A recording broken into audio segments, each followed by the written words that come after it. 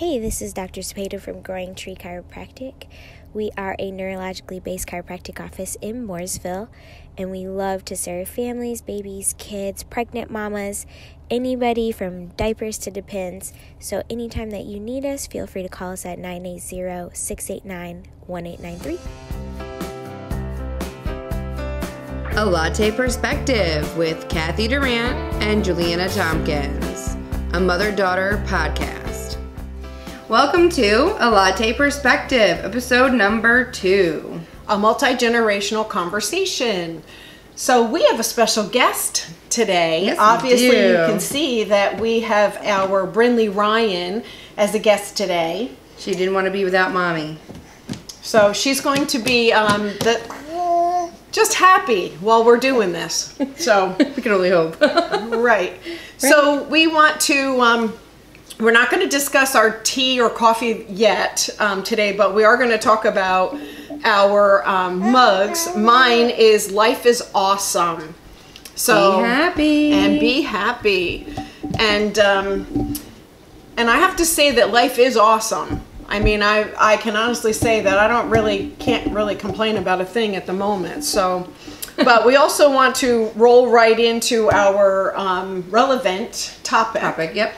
So our relevant topic today is going to be, for those of you that don't know, Bob Jones was a very famous or accurate, I think the word is accurate, prophet, who would prophesy things from God, things he heard from God that actually came to pass. I think it's interesting that today Sean Bowles, who was one of his proteges, posted today on Facebook that Bob Jones had heard from God that the Chiefs would go to the Super Bowl and win it. He shared that when they won it, it would be a sign of upcoming and end time revival. He explained that God is raising up his Chiefs to be apostolic leaders in many spheres of influence. And today, if you follow football, you will see that the Chiefs have had their first chance for 50 years as when they go to the Super Bowl. And this could be the time. Nobody really knows the end times because God hasn't even shared that with Jesus.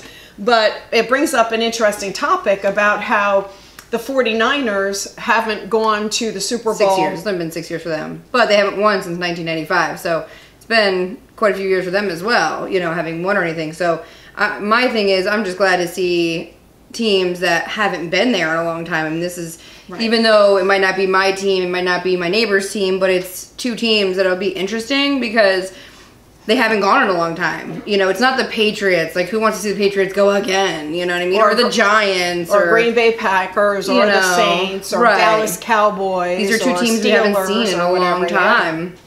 So to me, I think it'll be interesting, and I'd like to see, comment on this video and let us know who you're rooting for, to win the Super Bowl. We'd like to hear and see why. I mean, why are they your favorite team? Why have you stuck with them this long?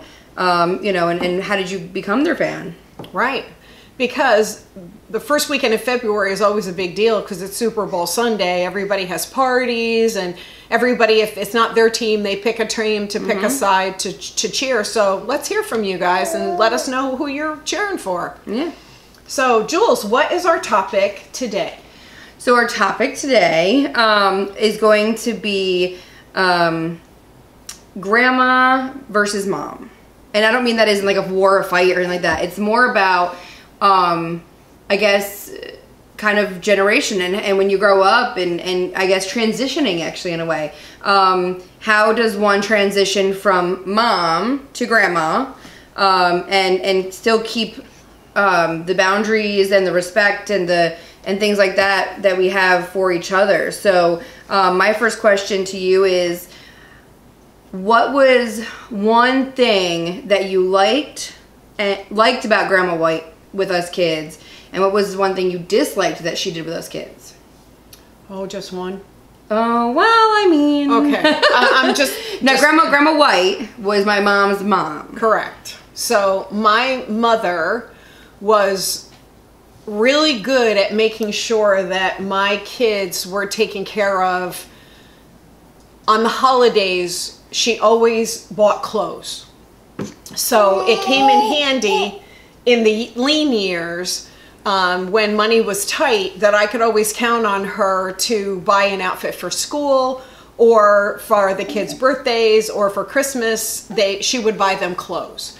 So I would say that was one thing that I really was grateful about in regards to my kids and my mom. As far as one thing that I didn't care for about my mom is that my mom was very cold and distant and emotionally detached. So when it came time when my oldest was born and I asked her to babysit, she said, "I'm not a babysitting grandma." And she really didn't watch my kids much, even later on when I had more than one. So who did help you? Grandma Kingery, so your dad's mom. So your mother-in-law. Yeah. Okay. So my mother-in-law was much more open to taking the kids and babysitting. As a matter of fact, she absolutely adored spending time with them and spoiling them and loving on them. And so that was something that you kids looked forward to have her, go to grandma's house for the weekend or for the afternoon or whatever. If dad and I had a date or plans or whatever, right. that was and we also had women that I had in my life who were like moms. And like Pat Carmen, Aunt right. Pat. Yes, so, which I remember her. She was a wonderful lady. So now, you say, you like that she had the clothes and then she you just liked, but now, how did she really treat us kids? Like, how did she deal with boundaries? Like, did she discipline us kids when you were there? Did she not get involved? Like, how did that work? My mother's attitude towards children is they're seen and not heard. So there were very strict rules in my mother's house. When the kids came in the house, they were to sit down. They weren't to, if they were laughing and giggling, my mom's saying was, if you laugh before dinner, you'll cry before supper. That's what I grew up with. So, what does that mean? It means that if you're giggling and laughing before lunchtime, then you're going to be crying before supper time. So dinner was lunch. Yes, back in the day. Supper is okay. Because yeah, I'm confused. No, where does lunch fit in yes, here? exactly. So farmers back in the day would have their biggest meal at lunchtime. And then they would have a lighter meal at dinner time because they were out in the fields working all the time. So they needed that extra sustenance at lunch, and they worked it off. That's why, they could eat it like that. Okay. I was confused. I'm like, wait a minute here. Yeah. we're gonna laugh and then cry. I don't understand. Right. Oh, in the next 5 minutes? Okay. Right. So, and as far as boundaries and attitudes with you kids, the one thing that my mom said repeatedly was, you let your kids run your life, and you're the adult, you're supposed to run your life with the kids, and that I spoiled you. I was too lenient and stuff with you, and I think that my inner dialogue with myself when she would say things like that was, I want to make sure my kids know that they're loved, and yes, I do cater to the things that they want to do because of the fact that I love them and I want them to feel love, and I didn't feel that growing up. So because I didn't feel that growing up, I didn't want to make the same choices my mother made, and I'm not going to use the word mistakes because I turned out okay in the end, but I just wasn't going to parent the same way. But now, how do you feel you're similar to her? Unfortunately, there's a lot of similarities that I fight on a daily basis. Because I could tell you, but I'll ask you. No, I'll tell you. I'll tell you exactly what you're going to say. Because I know I've heard it come out of my mouth is that you let the kids run you and you're not the boss. So I know that I fight that ingrained thing in my head, even though I don't believe it. I hear myself say it, and it's something I'm working on for sure, because I hated it when my mother said it, so I sure don't want you hating me for saying it. Right. So that's definitely one thing. Right. But okay, so you learned a lot from Grandma White of kind of to-dos and not to-dos. But one thing we've talked about is you become like somebody without even noticing it.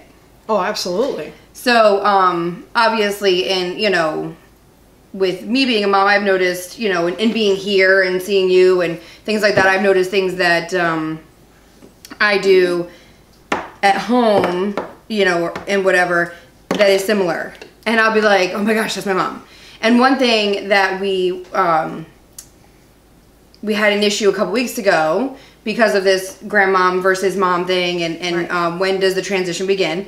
So we had an incident about Faith and her food, and my daughter has a very hard time with food. It becomes an issue. It's hard at home trying to get her to eat anything. She doesn't like fruits or vegetables. She's never eaten a fruit in her life. She refuses, no matter what I do. I do my best here to eat vegetables. So we were having dinner here, and and I think those lines for the last couple of months have been hard because, as Mom said, you try to help because you think that they run life, or whatever the case may be. We're not saying those so many words. So, but one instance where I thought I was seeing myself in you was with Wyatt and the baked potato. We were having baked potatoes, and Mom, saying Wyatt wanted to put sour cream on it. Well, Wyatt took the sour cream and he went right on the potato. Well, the spoon hit the potato, and now there's potato on the sour cream. And Mom was like, "Why you got sour cream on the potato, or potato on the sour cream spoon?" And da-da. And I looked and I was like, "Oh my God." And I'm thinking to myself, like, it's just potato on a sour cream. Like, it wasn't a big deal. But I'm thinking to myself, that would have been me if we were home. I'd have been like, "Why you got potato?" And I'm like, so, I mean, one thing I'm like, why am I more, I guess, laid back when I'm here with them? I think it's because I almost feel bad because I know what you're thinking. Like, I know that you're thinking what I would be thinking at home. So I think I'm more relaxed, which I guess makes me a better parent when I'm here, because I'm like, I'm more the fun parent here and they like me more. Yeah, but it doesn't mean they like me. So anyway, but I do see myself parenting wise in you. And one thing we said at the end of our first podcast, I remember, is about how, and she just sneezed all over your phone. One thing that we said about the first one is one similarity about us that we have talked about in the past is in what you had said about Grandma being cold. And one thing that I've noticed and we have talked about is that we are both kind of like that in a way. We don't like people getting too close, or I don't know how to explain it, but so when you were saying that just now, it reminded me of the conversations we've had about that and how we are also similar like that. But when it comes to how we are transitioning into this new role, it has to come across that, I'm mom when when we're here, I'm mom and you're grandma, and I want them to want to come here. I did notice that this, past weekend we were here and stuff, and things actually seemed lighter. I almost seemed like the conversation we had that we had to have about the boundaries and our relationship, I think it actually helped, and I definitely saw an improvement. I think that it was lighter. You guys were able to have more fun. You weren't wanting to add that bit of structure, I guess. I definitely was happy about that. Yeah, I think that what we should let the listeners and viewers know is that when your daughter, your baby, comes to you frustrated and complaining and venting about the kids not behaving and what am I doing wrong, then first and foremost, she's still my baby. Right. And so I'm protective, I'm the mama bear, and my cub is suffering, and so therefore if her children are making her suffer, then I need to fix it. Right. And so because I feel like I gotta fix it, then yes, I do take over at the dinner table or at the dinner table or at the whether we're playing outside or wherever we are, to be the disciplinarian and stuff like that. And the truth is that I've seen a difference in the kids' attitudes towards me from being here from vacation versus living here. Right. And I don't like it. I don't like the fact that they are distancing themselves from me because of being the disciplinarian, right, where I wasn't the disciplinarian before. Well, you also have to figure that when they're here without mom, they're different kids. You know, Yes. speaking of, you know, like mother-in-laws and stuff, with my mother-in-law, like she would take the kids on the weekends or whatever, and they're different kids. They don't act the same. They, you know, they're at her house and they behave. They don't fight with each other. They do their own thing, you know, on their own. They play with their own toys, and or they play together nicely. They don't fight, you know. But as soon as Tommy and I walk in the house, especially me, I don't know why, but especially when, you know, I walk in the house, all of a sudden it's like they're going at it like cats and dogs. And they'll look at, you know, and my mother-in-law or my father would look at me and go, I don't know what just happened, because they were fine. And it's just, you know, the way it is. So when you would have them, like during the summer, they wouldn't be the same as they are now. Correct. I think that's a big adjustment. You know, seeing how they are, you know, when I'm around, which you're not used to, is a big adjustment. And seeing how their attitudes are and things like that. Okay, I also think that part of the transition and issues also come from wanting life to be perfect. Oh yeah, who doesn't? Yeah. And unfortunately, stress type A personalities like myself want everything to be perfect and everybody to be happy, and we're fixers and all that. But ideally, it doesn't. I mean, that's a fallacy. It's fake. It's a lie. I mean, nothing's perfect. Nothing's ever going to be perfect. But I'd like to go back to 2 points that you were talking about. The first thing was the fact that we are also cold like grandma. Right. And so I'd like to expand on that a little bit. Okay. So I think that and if I'm wrong, then please, you know, correct me. But I think that we both love deeply and fiercely. Yes. We have issues showing it. Right. And it's not that we're not affectionate in the right circumstances. Right. It's got to be on our own time. Yes. It's got to be on our own, like... And it's our own space. Yes. Yes. I can't be smothered with physical attention, even from my husband. It's and you too. Oh yeah, and Tommy loves to be affectionate and wants to be in my space all the time. And I'm like, can I have space? And my kids too. And I always feel bad. I'm like, I do love you so dearly, but I need my space. Yeah. I got a bubble here, guys. Like, you know. Yeah. And Wyatt wants to be on top of me, and Faith likes to be cuddling with me, and I don't mind it. I mean, obviously, with having 3 kids, but I feel like I think it gets to the point where it's like, I never have my own space, so can I just have my own space for 5 minutes? Like, so by the time Tommy gives me affection, I'm like, I'm done. I don't want it right now. Can you just give me 5 minutes? But yeah, I think that's part of it. Yeah, and I know that from my history with friends and stuff, I've been accused of having a very being a cold-hearted person, because I don't react to sad news, whether it's about the kids or friends or friends' kids or whatever, that I don't react empathetically or sympathetically in that context, because I'm hurting on the inside for them, and I might be crying on the inside, but it doesn't show on the outside. And I don't know if that's a genetic thing from my mom that was passed down, or a behavioral, environmental thing that was passed down, but it is something that you and I have talked about, and we want to definitely change. Right. Yeah, because we want to be more physically affectionate and more demonstrative, and with our faces matching our emotions. Right.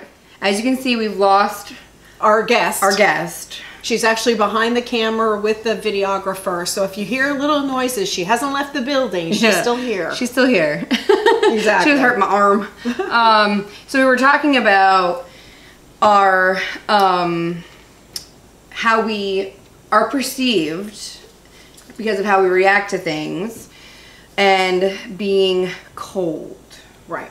We're not cold. I think we believe that our love and strength should be for those closest to us, I guess. And not that I don't love friends, but it's always been like rough for me to like have a lot of people, because I don't know how, I guess, in a way, to keep everybody happy at the same time. Like, like Nikki, my cousin Nikki, love her to death. How she has 9 girlfriends is beyond me because I'd be exhausted.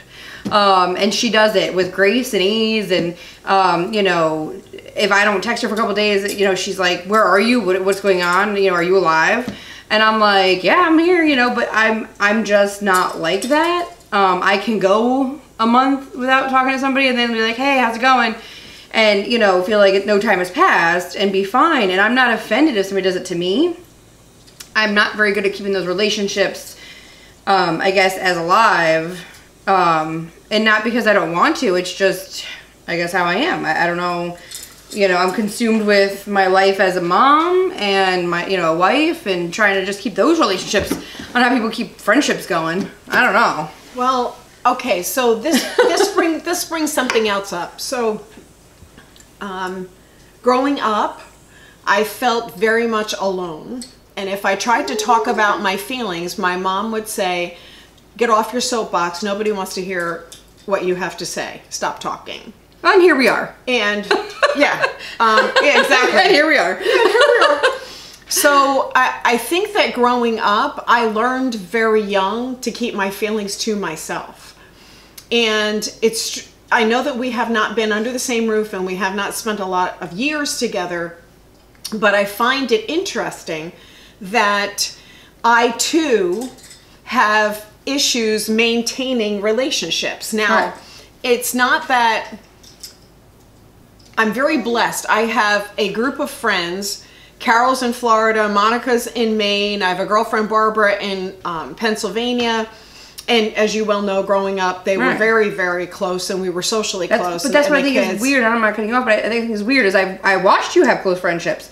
I watched you, you know, go out and have, you know, your nights out and have time with them. So that's why I guess I don't know. So I don't know. That was the exception to the rule.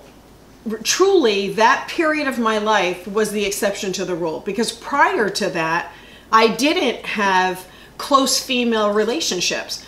After that, when we all moved away, now I'm going to tell you, I can pick up the phone, and you know this, I can pick up the phone and talk to Carol, Barbara, or Monica any given time, and it's like time stood still. Right. Nothing has changed. Right.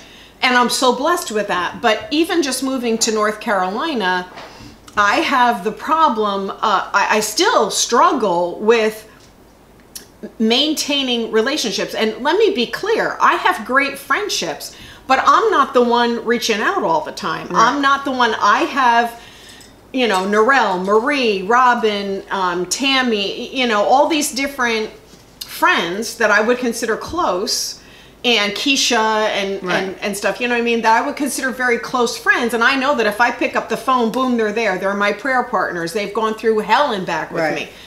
But I'm not the one who, unless something strikes me that reminds me of them or they need it or something, I'm not the one to pick up the phone and call. I'm not the one to text.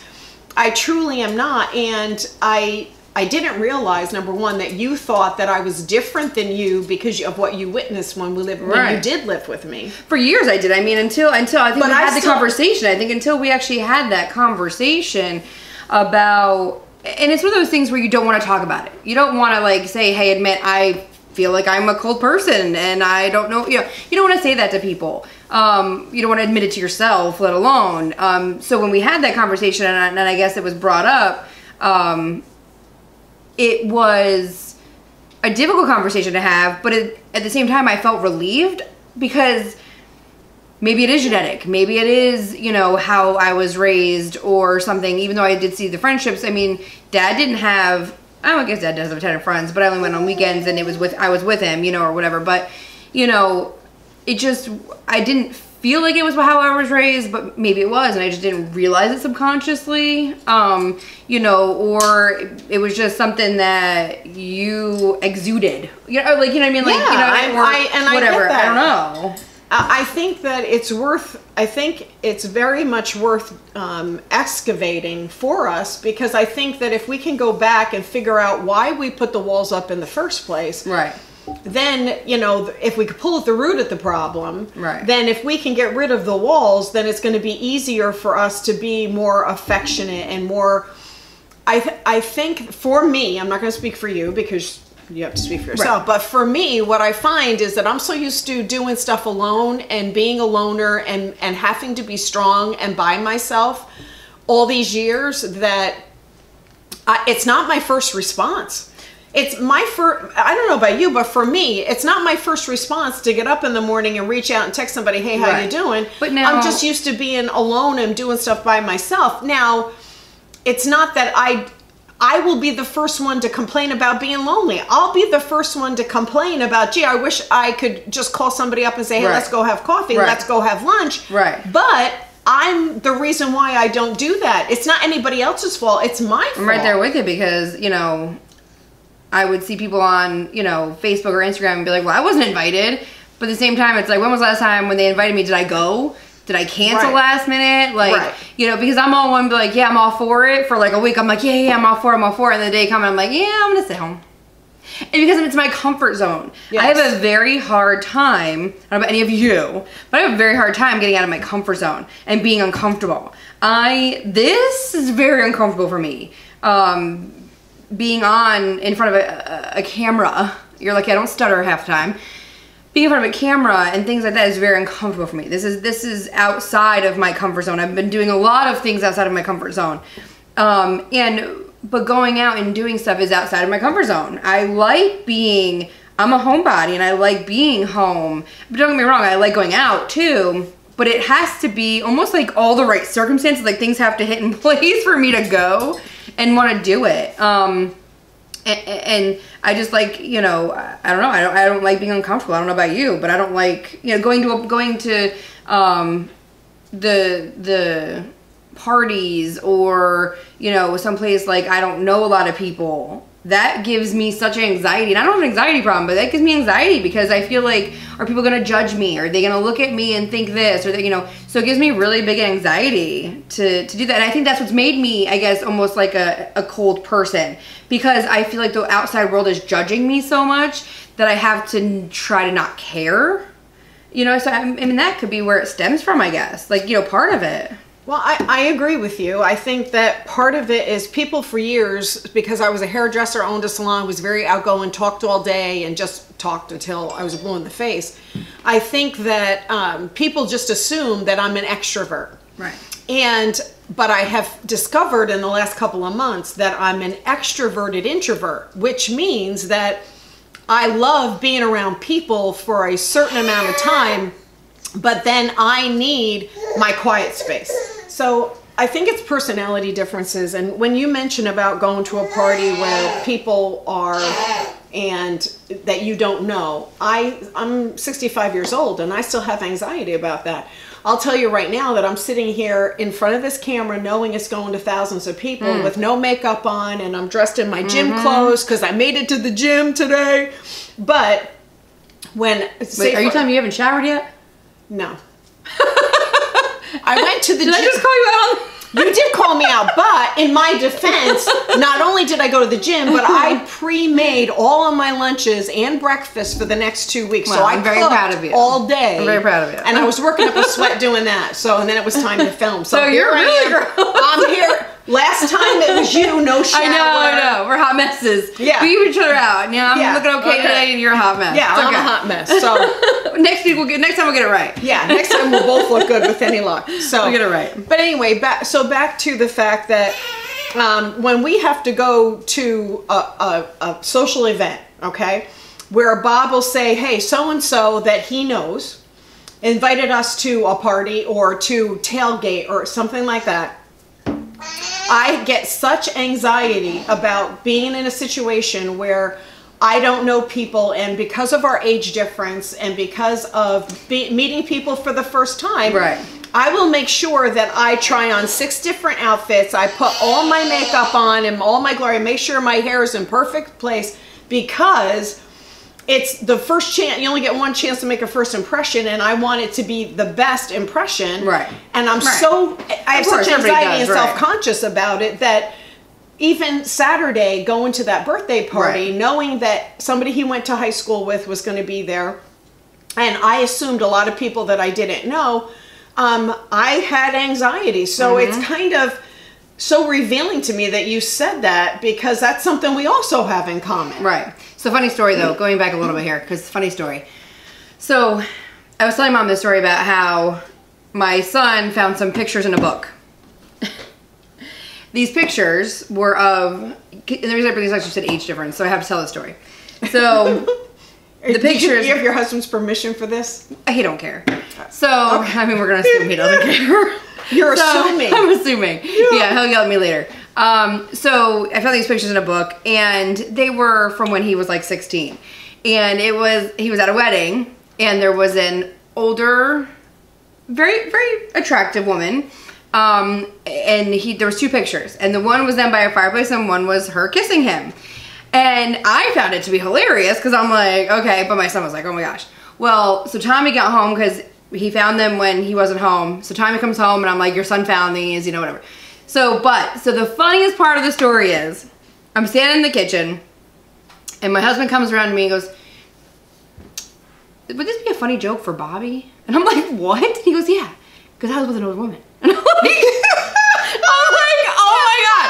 I was like, really? And he's like, yeah. And he like almost wanted to text Bobby like a joke about it. I'm like, no. But like, what's funny about it is like you say like, you know, you have an anxiety about that, and I actually forget about it.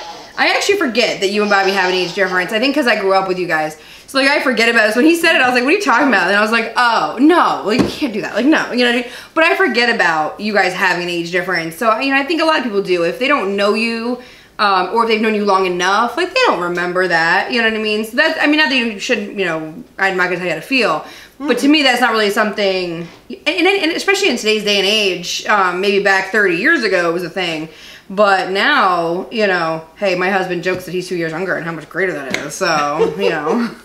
No, strange enough, after 32 years of being with somebody 17 years younger than me, it has lost a lot of it. I've lost a lot of my insecurity about it, and I've lost a lot of like the shock value. There isn't anything that anybody could say to me that I haven't heard already.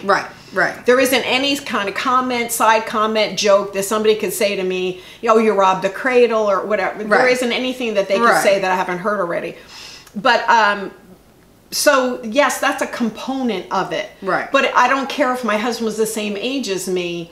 I still have anxiety and insecurity about meeting people that I've never met before. Oh yeah. For the way I look, because I also have insecurity about how I look. I've never ever felt pretty. I've never felt attractive. I've never felt confident or whatever. I'm much better than I was when I was in my 30s. Right. You know, but that's come with time and maturity, that I realize that I do have value, and I'm not ugly, you know, you know what I mean? So that's come with years of maturity. That right there, I mean, you for years and years have always been like, oh, you're so pretty, like to me, and I'm like, yeah, you're out of your mind. You know, I mean, and people would say like, oh, you're a pretty girl. I'm like, nah, no, I think you're crazy. Like, you don't, because you have such self-confidence issues and you're so self-conscious about yourself, you just don't believe that, you don't feel it, and you walk, it's almost like you walk around with it every day. It's like it weighs heavy on you, and you walk around with it, you know what I mean? I can't, to me, it's like it's very hard for me to go to the grocery store not looking nice because I don't feel good. Like I don't feel it. You know what I mean? So it's hard for me to have that, you know, I can go to the grocery store looking like a hot mess. I mean, I do it because I don't care. But it's hard because I'm not one of those pretty girls that can walk in and look hot, being a hot mess, you know, or whatever. So on this topic, you know, we'd really like to hear what you guys have to think. Like, what are your insecurities? Send us some emails, send us some comments. We want to hear some stories, maybe about a time you had to go somewhere you're not used to and you felt self-conscious about it. And how do you deal with it? You know, how do you work through it? Yeah. And the other thing that we also want feedback on is, what are your experiences with grandparenting versus parenting and the boundary issue? Right. Because the truth is that boundary issue is common when the lines are blurred, when you are in the company of a parent with your grandchildren. And let's be honest, I understand now my mom, I never understood my mom's attitude, but now I do, because the truth is that I raised you to be law-abiding citizens and follow the rules and stuff, and you turned out pretty well. So if those rules were good enough for you, then why aren't they good enough for your kids? They're not my kids. That's why it's different. But, you know, it's that same thing. So if you guys have, definitely give us your ideas and email us about what struggles are you having with those lines of grandparenting versus parenting. We'd love to know about that too. Right. So you actually had said there was two things. Yes. You know, a little bit ago. There was two things. What was the second one? I'm very interested to know what the second one is. Okay, well, refresh my memory. Do you, when we were talking. do you remember? This is how our conversations go all the time. Yes, She went in the bedroom the other day and she forgot within the 2 seconds.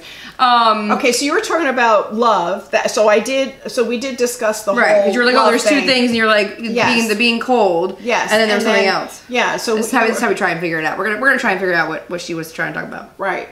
Well, I think. Isn't that you can sad? tell we don't have a script here, people. Yeah, that's so sad. So sad. Well, fine by the seat of the pants. Yeah. Okay, I do remember. Thank you, Jesus. Thank you, Jesus. I do remember. So, I wanted to ask you: has it been a problem between you and Tommy when he is so affectionate and you need your space? You love him, but you're not physically affectionate. And the reason why I ask this is I have a reason to ask. Number one. Number two is I've noticed that he'll come up from behind you and kind of hug and kiss you from behind, and you're like a statue. You're like, oh God, he's touching me. Thank you. Not all the time. Right. Not all the time. But on certain occasions. I have found that I'm a very emotional lover, if you want to call it that. If I am the least bit upset with him, if I'm, if there's something going on, then that's how I am. But if we're all good, then I'm not like that as much. It's just, again, it's a personal space thing, or, who